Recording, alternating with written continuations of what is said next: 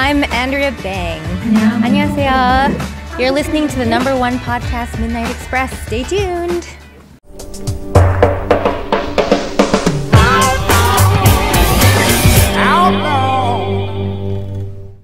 네, 이번에는 스탠리의 다큐월드 첫 번째로 준비하신 첫 번째로 준비한 거는 그러고 보니까 셋 다 영화 관련 다큐네요. 제가 세 개를 준비했는데 역시 업자의 마음으로 업자의 마음뿐만 아니라 영화 팬의 마음으로 네. 그리고 이제 사람들이 그 영화를 재밌게 보면 영화의 뒷이야기 제작 뒷 배경 또는 우리가 아니 왜 드라마 촬영지라든가 영화 촬영지 가서 그 재밌게 보는 이유가 뭐겠습니까? 그 영화를 제작했던 현장 거기에 이제 있었던 여러 가지 그 영화 속의 장면이 눈앞에 있는 걸 보면서 자기가 그 작품의 일부가 되는 것 같은 그런 재미를 느끼기 때문에 그런 거 아니겠어요? 그래서 저도 이제 이 제작 다큐라든가 영화 뒷이야기를 많이 보기도 한데 물론 이제 업자로서의 여러 가지 뭐 책무도 있습니다만 일단 첫 번째 소개할 넷플릭스의 다큐 Voyeur. Think of your favorite film.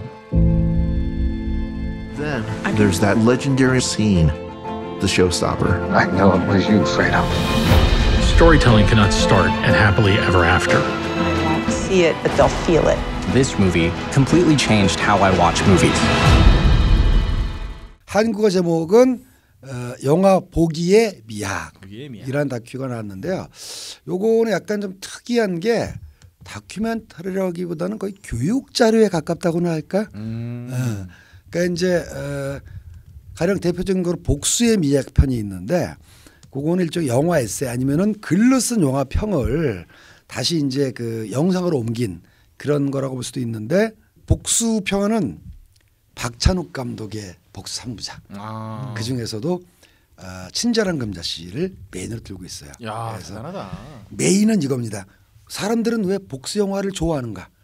우리는 어떤 복수 영화를 보면서 거기에 대리 만족을 느끼는가? 어떤 복수 영화는 왜 통쾌한데 어떤 영화는 왜 불편한가? 요거를 내러티브와 심리적 변화 이런 거에 따라서 잘 설명해 주고 주된 설명자로 이 내레이터도 있지만은 UBC 브리티시 콜롬비아 대학의 영화학과 교수님이 나와서 복수 영화의 내러티브가 어떻게 심리적인 작용을 하는가를 설명하고 있는 그 편이 아주 재밌었고요. 이거 약간 들어보니까요. 네. 이거 밥그릇 침범하는 그런 느낌이 좀 드는데요. 넷플릭스가 유튜브 영화 리뷰를 스탠리의 무비 TMI의 영역을 누가 저의 밥그릇을 침범하려고 하면은 저는 그 사람의 밥그릇에다 숟가락을 넣습니다. 네. 지금 그러시는 거죠? 네, 그게 저의 전략이죠. 네. 네. 제가 이 무비프레스에서 무비 TMI로 대중들의 어떤 영화 선생님으로 나서고 있는데 넷플릭스가 내 밥그릇을 뺏으려고 그런다? 그럼 나는 너의 밥그릇에다 숟가락을 넣는다. 리뷰에 리뷰를 한다. 메타 리뷰를 한다. 네. 그래서 넷플릭스 뭐 기분 나쁜 거 있으면 연락하시고 네. 시즌 2에는 시즌 2에는 뭐 꼭 잊지 말고 네. 특히 이제 한국 영화를 섭외할 때는 저를 하고 헐리우드 영화 중에서도 블러디 앤 섹시한 영화는 바로 옆에 계시는 크리스님이 무려 영어와 한국어로 바이링구얼로 서비스해 줄 수가 있으니까 반드시 연락하시고. 그래서 그게 이제 전반적으로 하여간 그 유익한 내용들이 많아요. 살짝 지루한 에피소드도 있습니다만. 근데 분량들이 뭐 부담이 지금은 없어. 20분 전후로 있었고 뭐 취침전이라든가 장편 영화나 긴 시리즈 드라마를 보기 전에 잠깐 이어지지 않는 내용이니까 네네. 잠깐 보기에는 딱 좋고요. 제일 긴 게 23분이고 그렇죠. 짧은 게 17분이니까 전반적으로 괜찮은데 제가 이제 특별하게 추천하고 싶은 건 그 세 개 중에서 하나는 지금 말씀드렸고 교육적으로 가치가 있는 게 마지막 에피소드예요. TV와 영화. 영화 대 텔레비전. 영화 대 텔레비전. 네. 영화 대 텔레비전의 투쟁의 역사는 참 60년 전부터 시작해서 끝난 줄 알았더니 아직도 끝난 게 아니군요. 왜냐하면 지금은 그것의 변형판인 OTT와 영화의 투쟁이 벌어지고 있으니까요. 더군다나 이 팬데믹 이후에 많은 전망들이 영화관 이제 끝난 거 아니냐. 사람들 극장에 안 가는 거 아니냐. 이런 뭐 비관적인 전망이 나오고 있고 한편으로는 또 거기에 반작용도 있어요.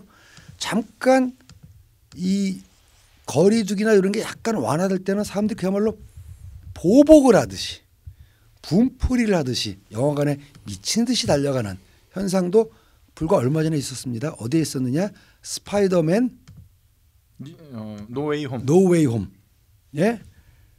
이 코 시국에도 개봉 첫 주에 300만이 넘었어요. 아, 그거는 코시국 전에도 굉장한 어려운, 거죠. 네. 굉장한 거죠. 네. 코시국이 아니었다면 한 일주일 만에 1000만 갈 뻔했어요. 예. 그만큼 이제 한쪽에서는 여전히 사람들은 영화는 극장에서 빅 스크린으로 보길 원한다라는 얘기도 있고 한쪽에서는 아니다. 영화는 이제 끝났다. OTT로 넘어갈 거다는 얘기도 있는데 여러 가지 사례가 이제 말해주는 것은 어쨌든 변화는 올 것이다. 영화는 사라지지 않는다.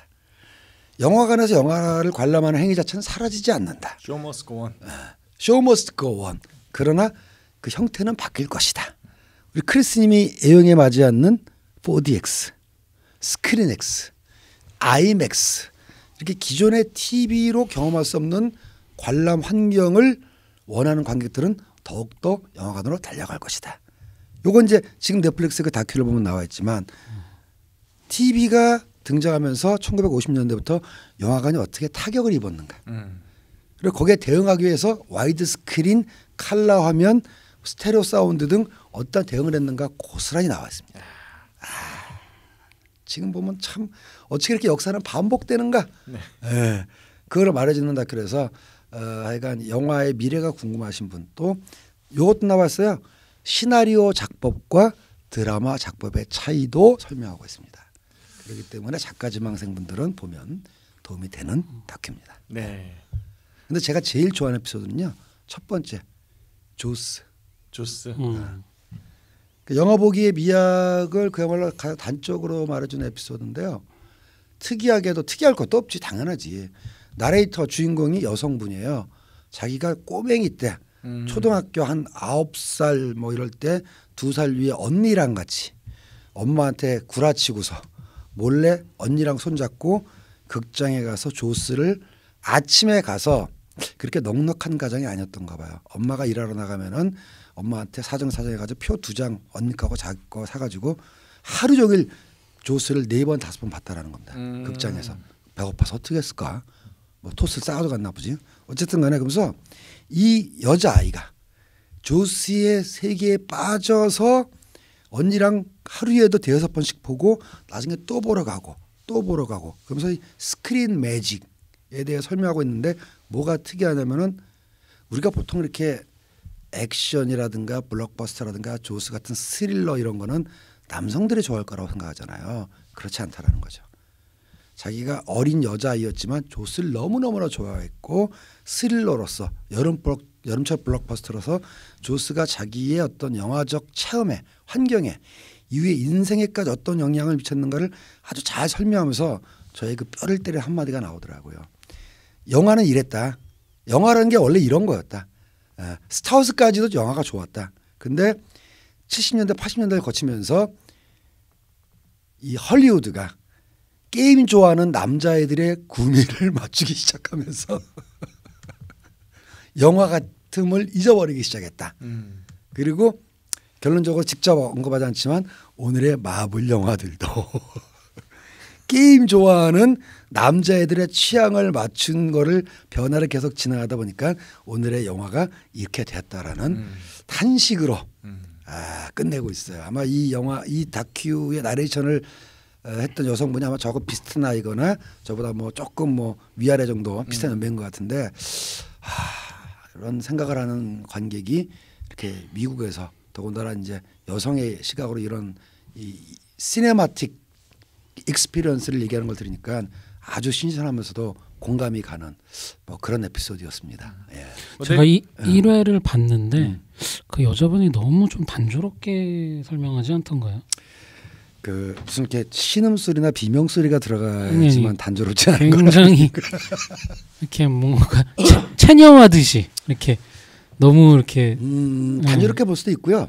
차분하게 들을 수도 있는데 조스 설명하는데 저는 굉장히 몰입한 게 그분이 설명하는 그 말의 억양보다는 그 내용에 굉장히 공감을 했기 때문에 단조롭다기보다는 차분하다고 느꼈습니다. 그냥 뭐 길게 보는 또 무슨 어떤 사건을 바라보는 그런 다큐만 있는 게 아니라 어떻게 보면 약간 EBS의 어떤 교양 프로.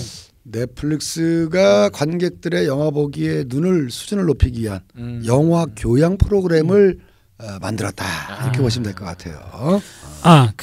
제가 잠깐 끼어들면은 이게 원 제목이 보이어라고 돼 있잖아요. 그렇죠. 아마존에 추천작이 하나 있습니다. 에로틱 스릴러 영화 중에 더 보이어스라고 하나 있어요.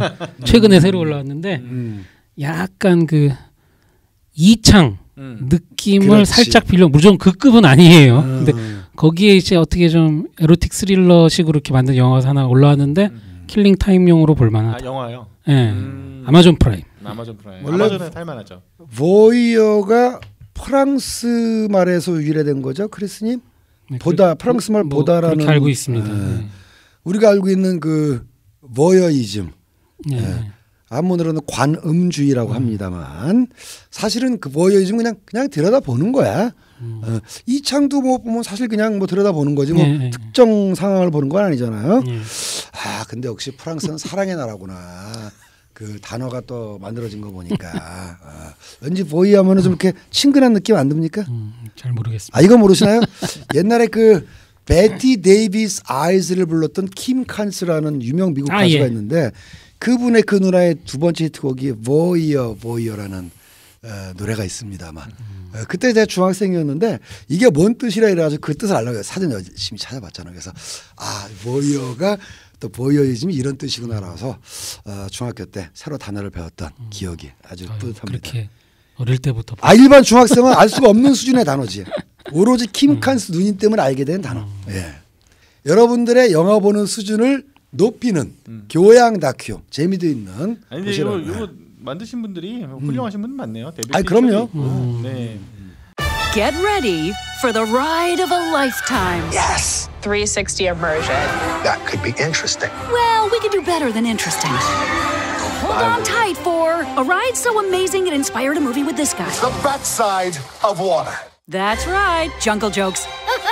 And what in the galaxy far, far away is that? We refer to it as the Darth Vader Ballet. This is montage. Okay, that's it. Behind the attraction. Stream. 두 번째 소개할 다큐는 여기 있는 우리 편집장님을 포함해서 모두가 가봤던 그러나 지금은 갈 수가 없는 Welcome to the Disneyland. 예.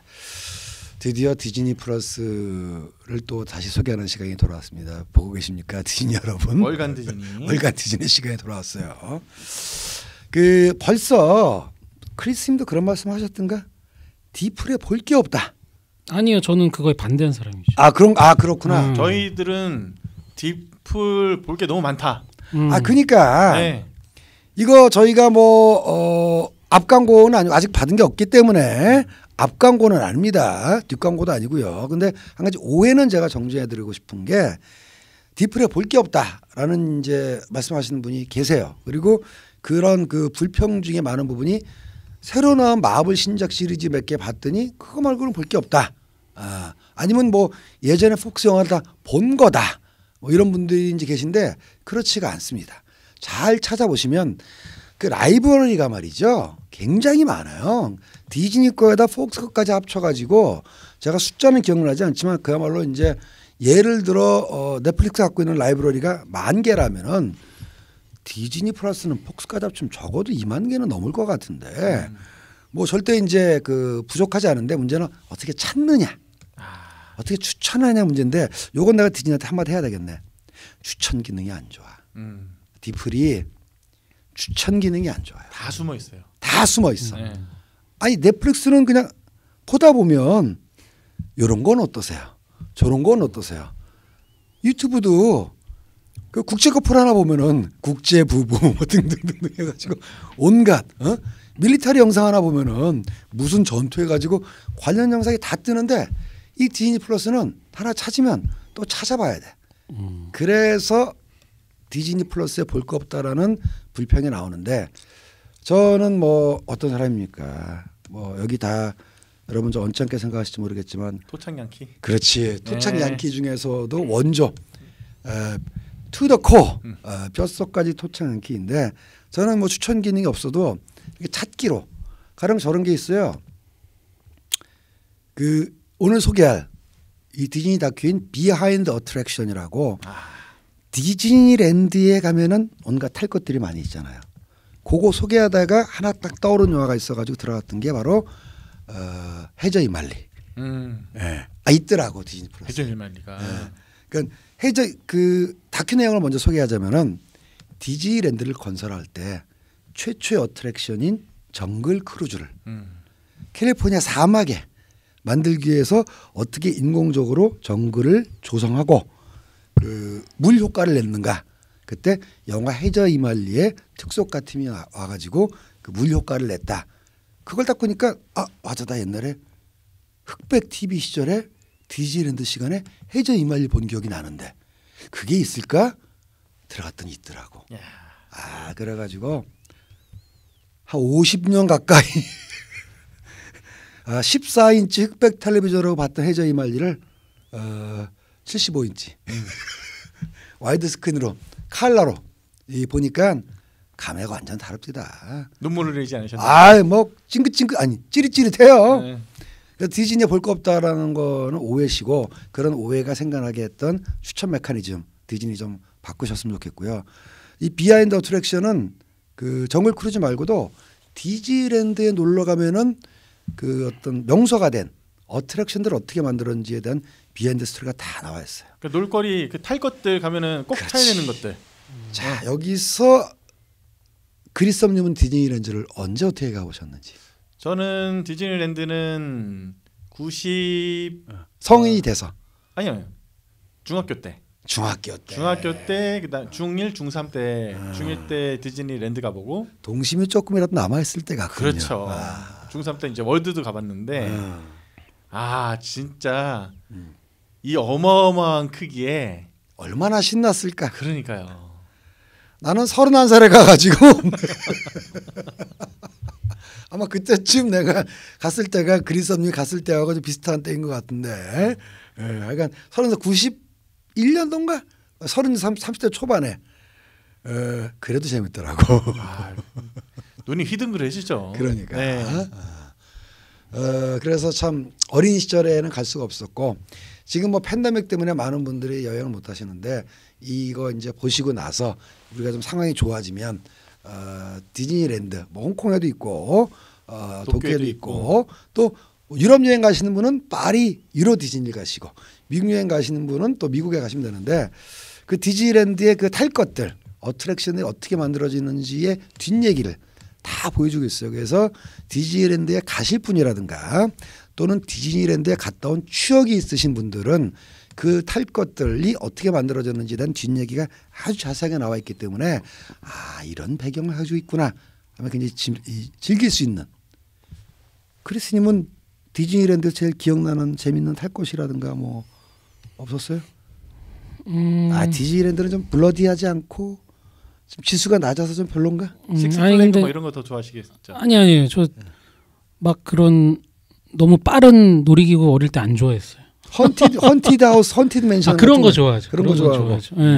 디즈니에서는 저는 거기서 예전에 4D 라이드를 처음 타봐가지고 스타워즈 테마로 한 스타투어스를 타봤거든요. 스타투어스가 4D 라이드의 디즈니 원조격 같은 거죠. 그래서 내용이 이제 저는 뭐 스타워즈 영화 틀어주는 줄 알았거든요. 근데 전혀 영화랑 관계 없는 이제 저희가 관광객인데 뭐 우주 관광을 시켜드리겠습니다 하고 출발을 하다가 고장이 나서 옆으로 빠지면서 이제 막 맞아요. 그렇지. 일어나는 스타워즈의 그 전투 씬에 그냥 참여하는. 그래서 어릴 때는 굉장히 떨면서 경험한 기억이 나네요. 그 스타투어를 어떻게 만들게 되었는가도 이 다큐멘터리에 있습니다. 그렇구나. 이게 간단하게 말씀드리면은 스타워즈가 디즈니 IP가 아니잖아요. 그렇지. 폭스 IP잖아. 네. 루카스 필름 IP고. 디즈니처럼 IP 관리를 철저하게 하는 회사가 왜 남의 IP를 하게 됐는가에 사연도 나왔어요. 결론은 자기네 SF 영화가 개망했거든. 뭐가 나왔나요 그때? 그때 뭐 트론은 아니고 스타워즈 짝퉁 같은 그 우주 스페이스 오페라가 나왔어요. 근데 쫄딱 망했어. 원래 계획은 디즈니 IP를 이용해 가지고 디즈니랜드에다가 그 우주여행 어트랙션을 만들려고 했는데 영화가 쫄망하는 바람에 이거 어떻게 할까 하다가 근데 우리 또 디즈니 영감님 어떤 분입니까? 자기 IP 관리에 대해서도 철저하신 분이지만 그때는 월트 디즈니가 돌아가신 다음인가? 어쨌든 돈 되는 거라면 또 우리가 또 그렇죠. 얼마나 또 잘하는 디즈니예요. 그래서 그쪽에 이제 디즈니는 이매지니어라는 표현을 쓰더만요. 보니까 예, 건설자들. 그러니까는 엔지니어와 이매지너리를 합쳐가지고 상상공학자라는 거지. 그렇죠. 디즈니. 저도 그 단어 들으면서 소름 돋았어요. 참 잘해 그런 거는. 요즘 우리나라에서 막 컬처 테크놀로지스트 이런 말 하는데 상상공학자 얼마나 멋집니까? 그 어트랙션을 설계하고 만드는 사람은 이매지니어라고 그러는데 그 이매지니어가 아이고 우리 거 가지고 안 되겠는데요. 사장님 어떻게 방법 없을까 했더니 뭐 어떻게 하려고 스타워즈를 좀 우리 거에다 들여오면은. 근데 스타워즈가 마침 그 영화 본편을 제외한 모든 권리는 누구한테 있어? 조지 루카스한테 있었던 거지. 그 권리가 폭스한테 있었다면은 뭔 소리야 안 돼 했거나 굉장히 까다롭게 굴었을 텐데 조지 루카스 어린 시절에 디즈니랜드 다니던 팬이었거든. 그리고 빠심해. 심지어는 건방지게 디즈니랜드 개장으로 와서 꼬맹이 조지 루카스가 이런 거 좀 시시한데 이런 거는 좀 잘못 만드는 것 같아. 뭐 고쳤으면 좋겠어 건의까지 했대. 근데 그 디즈니랜드 찾아가지고 스타워즈로 어트랙션 하나 만듭시다. 그랬더니 뭐 그럽시다. 이래가지고 디즈니랜드에 스타 투어가 생겼다라는 얘기가 쫙 나와 있습니다. 어쨌든 뭐 그런 비하인드가 최근에 일어났던 이야기를 하는 게 아니라 아마 지금 디즈니랜드나 월드를 갔다 오신 분들이 뭐 20년, 뭐 10년, 뭐 30년 전에 다녀오셨던 분들이 그 당시의 얘기까지 하고 있거든요. 그러니까 시대를 다 얘기하고 있기 때문에 저 같은 경우는 이제 스페이스 마운틴 편이 되게 재밌었는데 제가 갔을 때의 그 스페이스 마운틴하고 또 개보수했을 때 또 스페이스 마운틴 그렇죠. 이런 내용들이 차근차근 다 있으니까 이제 다시 가보고 싶다. 오래된 어트랙션인데도 아이의 손을 잡고. 네. 좀 그까지는 아니었는데 제가 다시 가고 싶다. 또 원래 디즈니랜드가 패밀리 어트랙션이기 때문에 그러니까요. 아이와 아빠 엄마 같이 즐기는 컨셉입니다. 네, 맞아요. 그래서 코로나가 풀리면 꼭 다시 나랑 둘이 손잡고 가자는 얘기 아니잖아. 나랑 둘이 손잡고 가자는 얘기 아니잖아. 잠깐 상상을 했는데 방금 저녁 먹었는데. 저는 한 뭐 10년 정도 뒤에 손주 손을 잡고. 그거는 이미 너무 아직은 좋네요. 아니고 10년 정도 뒤에. 저희 집에 플로리다 프로젝트에 무늬 같은 아이가 한 명 있기 때문에 걔를 데리고 가야 되겠어요. 네. 어쨌든 그런 어트랙션을 제작 과정을 보다 보면 말이죠. 그 탈 것에 대한 어떤 비하인드 스토리도 듣지만 영화적인 지식도 배울 수가 있어요. 그걸 만들 때 영화에 사용됐던 어떤 장치를 이용해서 만들었던 설명도 나오고. 그 공학적인 그럼요. 고민을 해결하기가. 가령 그 스타2의 그 조종석 흔들리는 거는 영국에서 만들었던 비행 시뮬레이터 갖다 했답니다. 그 비행 시뮬레이터가 지금 크리스님이 좋아하는 4DX의 기초가 된 거예요. 그렇군요. 다 모든 건 뿌리가 있고 스타2 다음으로 유니버셜 스튜디오 많이 가보셨죠? 예. 그 크리스님이 유니버셜 스튜디오 갔을 때 백 투 더 퓨처 라이드 없었나요? 한 3-4번 탔어요. 그러니까 90년대 초반까지는 유니버셜의 백 투 더 퓨처 라이드하고 디즈니의 스타 투어가 양대 산맥이었는데 사실은 백 투 더 퓨처 라이드도 비슷하잖아요. 비슷하지. 그냥 이렇게 하다가 그 박사님이 연구실로 들어왔는데 잘못하고 타임머신을 타게 됐어. 시간 여행하게 됐어. 사실은 거의 비슷하더만. 근데 어쨌든 대표적인 라이드가 그렇게 생겼다라는 걸 생생하게 보여준다는 점에서 가셨던 분 또 앞으로 가실 분 재밌게 즐길 수 있다라는 점 말씀드리고요. Okay, stand by. Here we go. In a movie, every detail, no matter how small, is designed to tell you something. And I want to see it first. Come on. I'm Dan Lanigan, and I spent my entire life collecting artifacts from my favorite films. These are more than just props and costumes. This is a real cinema relic. It is. Sort of like me. They somehow make you feel like you're a part of that story. Is that what I think it is? This is the original Aztec chest. Oh, that's a pirate movie. You've gone back in time. It's a living, breathing world. I think about it every day. 제가 이제 미국 영화라든가 미국을 여행할 때 또는 뭐 그쪽 사람들 만나서 느끼는 건 말이죠. 뭐 직업이 같은 사람으로서 좀 부럽다고 해야 될까? 물론 부정적으로 보면은 미국이란 나라가 역사가 짧고 보존해야 될 문화유산이 많지가 않기 때문에 그런다라고 볼 수도 있는데 어쨌든 제일 부러운 거는 영화를 단순하게 오락이나 소비의 대상으로만이 아니라 어떤 문화적 유산으로 보려고 하는 그런 풍토가 있어요. 그거는 뭐 굉장히 부러운 부분인데 이 영화와 소품이라는 이 미니 다큐는 물론 주로 디즈니 영화입니다. 다른 영화 말고 디즈니 영화를 만들 때 썼던 소품들에 관련된 사연을 보여주고 있는 다큐예요. 가령 뭐 크리스마스 악몽 만들었을 때 그 인형 하나하나 얼마나 그 외에도 이제 많은 그 영화 제작 때 만들었던 소품 지금 우리가 유튜브를 찍는 이 자리에서도 요거는 이제 기계 장치이기도 하지만 이 마이클 스탠드는 소품이거든요.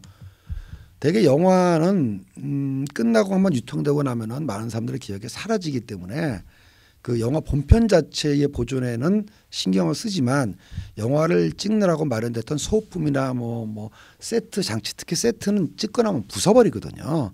소품은 이제 보관하는 경우도 있지만 그냥 버린 경우도 있고 그래서 소품 관리가 잘 안 돼 있는데 미국은 그런 소품 관리가 철저한 걸로 알려져 있습니다. 그래도 많이 잊어버려요. 근데 이 다큐를 제가 안 보지 않을 수도 없는 가장 큰 이유는 바로 첫 번째 에피소드. 메리 포핀스. 메리 포핀스의 소품이 아직도 남아있다라는. 아니 이걸 어떻게 보관할 수가 있을까요? 그게 제작이 63년이고 개봉이 64년이니까 이제 제작된 지가 거의 60년에 가까운 영화인데 그 메리 포핀스가 처음에 제인 앤 마이클 집에 왔을 때 열었던 그 가방 카페트 가방에 진품 소품이 그대로 보존되어 있다라는 놀라운 사실.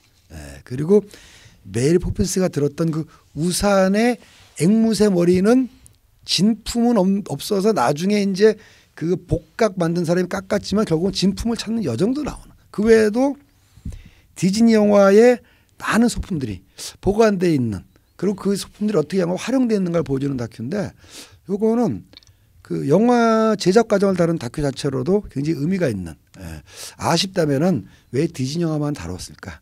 나 같은 경우는 배너의 소품도 보고 싶고 스타워즈의 소품도 보고 싶은데 어떡합니까? 디즈니 플러스니까 디즈니 영화만 다뤘죠.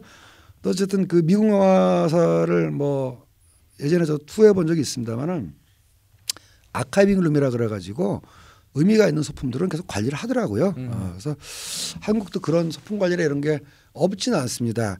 개인 영화사들은 이제 좀 관리가 어려우니까 그 요 근처에 있는 한국 영상자료원에서 기본적으로는 필름을 모으는 것인데 요즘에는 소품, 의상, 뭐 시나리오 이런 것까지 같이 관리를 하거든요. 그래서 영상자료원에 가시면 그런 영화 소품도 볼 수 있으니까 한국도 더욱더 그런 영화 필름뿐만 아니라 소품 관리가 잘 됐으면 좋겠다. 이런 바람 한번 말씀드려 봅니다. 이런 레거시가 잘 그렇죠. 있어야지. 그 이제 그런 걸 보고 자란 사람들이 더 좋은 영화를 만드는 거니까. 영화를 문화유산으로 인정하는 그런 풍토. 그렇죠.